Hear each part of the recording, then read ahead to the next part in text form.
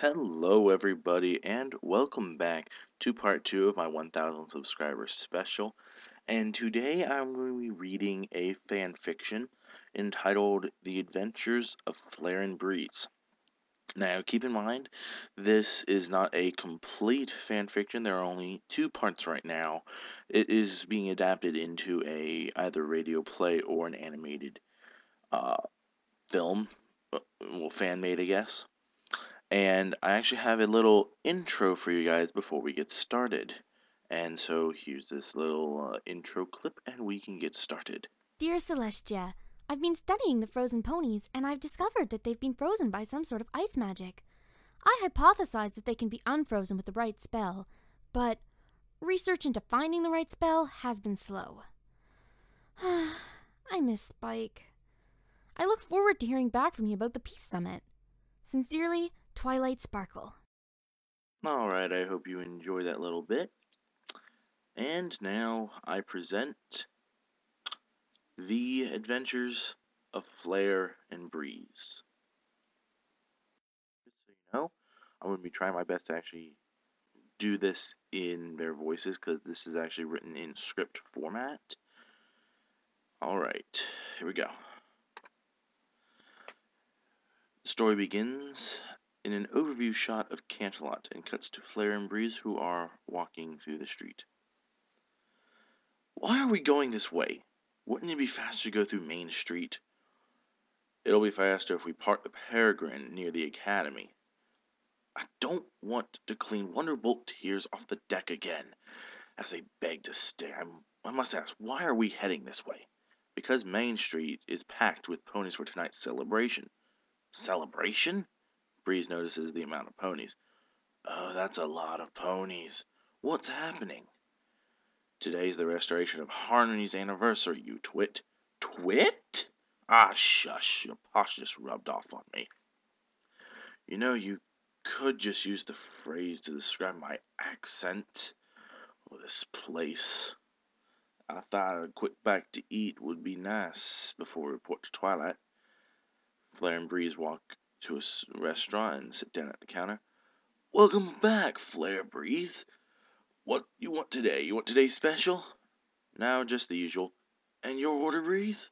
I'm good. It'll take a few minutes. Just started this batch. So, what adventures have you returned from this time? Well, just scared an alpha timberwolf. Oh, timberwolves. Those are dangerous creatures. Your food's almost done. Would you like it to eat here or to go? To go. We have important matters to discuss with the princess. Okay, that'll be 2 bits. Come back again Thursday. I have a lemon stew special. Flare and Breeze start walking down the street. Why do you always eat there? Well, it's the best stew I've ever had in my years of adventuring. The small market they walk through is packed with ponies shopping, with a lot of noise. I'm not going to make all that noise. Oh, wait, I want to get a sapphire. Frozen, we're late. Leave it. You got your stew. I get it, Jim. You are a stubborn old man. I'm younger than you. Oh, wait, I was supposed to say it like this. I'm long. What? I'm younger than you. Nutter now. Come on. I don't know. Alright. Flare flew up, seeing that the street is packed with ponies ahead. Flare flew back down to Breeze. We might want to duck into an alleyway or something. Flare and Breeze are pushed through the crowd and towards the alleyway. Sorrow and evil will engulf the shadows as evil hides amounts us, appearing good but hiding their darkness. What a creep. Come on, we should head back. Flare and Breeze walk away from the hobo and head towards the castle. Sometime later, about 30 minutes, they're going through the crowded streets. They reach the castle. Some guy apparently is named that Colt. Where in Tartarus were you two? Luna will be giving her speech soon. Get suited up. Aye, aye. Come on, we better be ready. Flare and Breeze stand on the balcony looking smart, along with Twilight, shining armor, and Cadence. A crowd is gathered at Canterlot Castle, looking eagerly forward and pawing at the ground nervously. Luna has yet to appear, and an excited chatter runs through the crowd as anticipation builds. thoughts. Shining Armor. You two suddenly are cutting close, eh? Ah, shut it, you Pilok. Shining, let him go. He probably had something important to tend to, right? Frozen quickly remembers by Hood. Yeah, had some Timberwolves. Cadence. See? Important business. Now shush. I hear Luna coming. The chatter swells with tempo as the curtains rise, revealing a slightly aged-looking Luna, standing tall and proud, reminiscent of Celestia in the days after the thousandth sun celebration. She looks over at the ponies, gently smiling, and begins a speech raving a regal hoof in silence. My dear beloved subjects, it has been a century since my sister was, regrettably, turned into darkness. Of course, she now lives her days in the sun, and should she show any signs of repentance, we will gladly take her back. Until then, in her honor, we hold the restoration of the harmony. With this ceremony, we recognize the bravery and sacrifice of 5 utterly brave ponies who gave their all. We recognize the happiness of Pinkie Pie, the honesty of Applejack, the loyalty of Rainbow Dash, the generosity of Rarity, and the kindness of Fluttershy. We do this every year without fail to remind each other what friendship truly is, how much it truly means to each of us, and how we should treat each other. Let their heroism not be forgotten, and their sacrifices honored. These 5 ponies gave us everything they had, and then their lives, that we might live to greet another day. Today, a lot of younger ponies might look upon our tradition as old and focusing on the negativity, but I assure you, it is more than that. We look back on what could well be the most shining examples of what we strive for: honesty, loyalty, kindness, generosity, and laughter. Let us never, ever forget their gift. She continues to talk, and the crowd falls into silence as the speech goes on. Luna describes more about the heroism who gave the heroes God, the heroines who gave their lives, and the forgiveness waiting for Celestia. Explosion. It really says explosion. Boom. What the buck? Move! Frozen and Flare move Luna out of the way and look over the balcony. Frozen, check it out. I'll get Luna to safety. Shining. Frozen, I'm coming with you. Cadence, go with Flare. Don't worry, I can handle myself. Flare and the princesses rush inside as Frozen and Shining Armor jump over the balcony, making an ice slide for them both as they go down and check it out. They run through the street towards the smoke. They had to run through a crowd of scared ponies to reach where the bomb went off. They saw a dozen or so ponies on the ground covered in debris. The smoke somehow obscured their vision. They could barely make out the damage of the surrounding area. They heard someone yelling down the street, a griffin being held down by a mixture of guards and civilians. The griffin struggled with the ponies holding it down. Frozen and Shining Armor walked towards him. What's going on here? This griffin dropped that thing before flying off. The Pegasus guard was trying to keep the griffin pinned down. Ah, you filthy ponies will be eradicated by a greater Griffin Empire! A nearby building explodes, knocking a large chunk of rock, sending it towards a small crowd that had gathered around the ponies. They scream as turquoise magic appears around the rock, stopping it from falling. Move now! The crowd moves away, and Frozen sets the rock down slowly. As this happens, the Griffin throws the ponies off, pinning it down, and surprisingly hits Shining Armor. The Griffin charges to attack Frozen. Chase the wrath of the Talons! Frozen completely freezes the Griffin. Pilok. Frozen, Flare, Luna, Twilight, Iron Wing, don't know who Iron Wing is, Shining Armor, and Cadence all go for a meeting. So, may we have the details of this morning? That was Luna, I meant to say. Iron Wing. We had a few Griffin bombers hit 6 parts of Canterlot. From the reports, we were unable to capture. Frozen levitates the frozen Griffin into the room. A Griffin that wasn't frozen solid. We have yet to receive any messages back from the messenger ponies we sent to Griftana. Cadence. Shining and I have to return to the Crystal Empire to make sure an attack doesn't happen there. Flare. Understandable. Shining and Cadence leave the room. A messenger pony flies in. I have word from Griftana. The Griffin Kingdom has shut down its border with Equestria. They will only allow one of the princesses as an ambassador in light of the recent attacks on their lands. Wait, their lands? They attack us and claim this is their lands? They said that their border towns were attacked by ponies in royal armor. Wait, what? Luna, this is troubling and confusing news. Twilight, I will go to Griftana. Are you sure, Twilight? Yes. It would be best for some pony with experience leading in troubled times to stay. And I will get to take a look at their library. I insist you stay, Princess. It could be dangerous to go into possible foe lands. I'm aware of the dangers, but I will take the best of the Camelot guards. Flare, no, you won't. Why do you interject? Guards, even without armor, would be far too suspicious and dangerous there. So I will come with you. Luna will be fine here with guards and Frozen. Frozen. Oi! You can't just leave me here knowing you're going to take my airship, and besides, you need magic. I know you're very good in this aspect, Princess, but you're far more of a productive magic type than some pony who can freeze a griffin. Or freeze himself. Flare and Breeze have proven themselves in dangerous missions. I still insist you take at least a squad of royal guards with you, Princess. I will take a hoofful. Not a handful, hoofful. Hoof! Anyway, you should head out in the morning, for the night is filled with many terrors. The next morning. Twilight, Flare, and Breeze are beginning to board the ship. I'ma go terrify the... Oh, okay, now. I'm trying to read this thing in Breeze. I'm gonna go terrify the kid that loads the guns. Flare, so what do you think?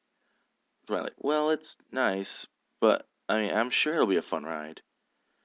So, have you been on, Breeze's great Paragon yet? No, I haven't. Well, then step right up. I can give you the grand tour. Flare and Twilight go onto the ship, and that's the first chapter. There's actually 2 chapters, so there's another part coming up.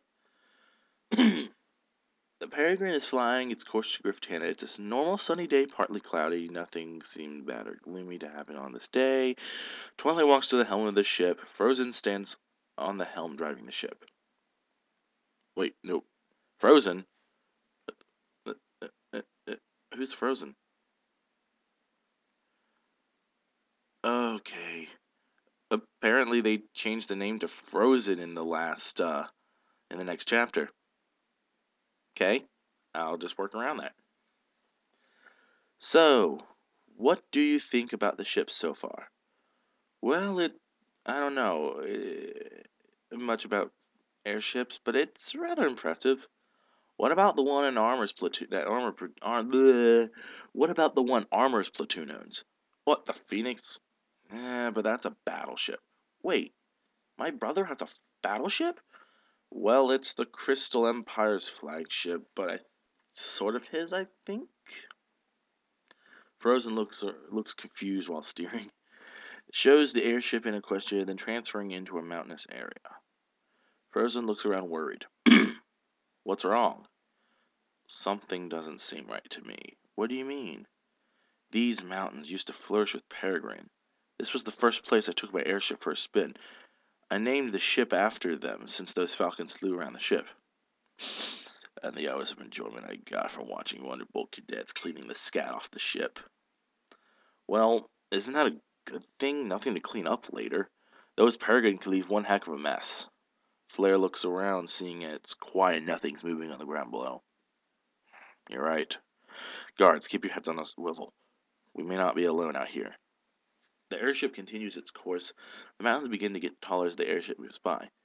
There's some movement in the trees on the left side of the ship. Flare pulls out his binoculars and scans the immediate vicinity, then everywhere in a 180-degree arc in the front of the ship. Flare, I've got nothing. Ship continues flying.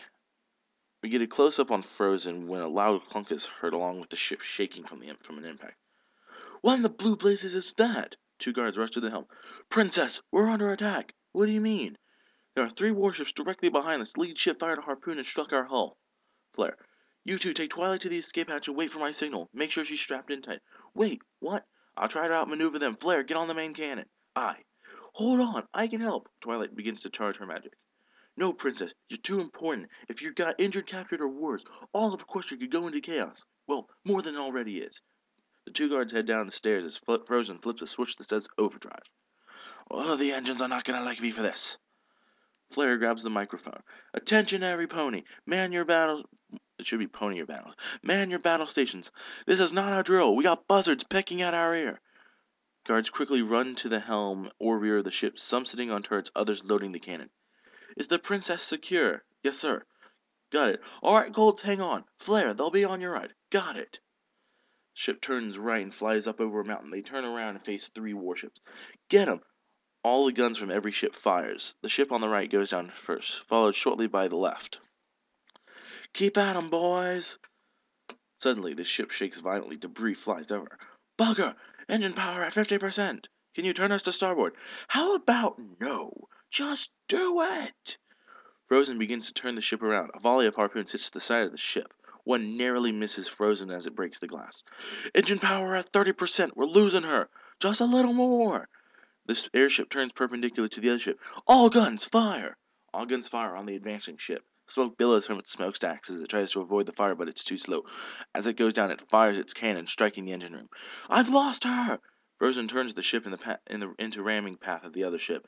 Son of a... Get to the escape pods! You heard him! Move! Guards rush to the escape pods. Frozen and Flare jump into the one with Twilight and the other 2 guards. Twilight. What's happening? She's going down! Escape pods, launch! Flare presses a big red button. From the bottom of the ship, 3 pods launch out. They begin flying over the mountain. A loud boom is heard, and as Flare looks back, the warship fires its cannon, striking one of the pods and exploding it on impact. Frozen looks at the airstrip in distress. The Peregrine scrapes against the underside of the hostile ship, causing it severe damage. The escape pods flew out at odd angles as one of them flies over the other side of the mountain. The other crashes into the mountain itself, with when our heroes are flying towards a valley. That sounded close. Flare, get us near the river. Why? Just do it, trust me. Flare flies until he's a few feet from the river.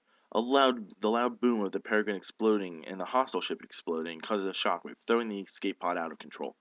I can't steady it. Brace yourselves! Black screen. It just says black screen.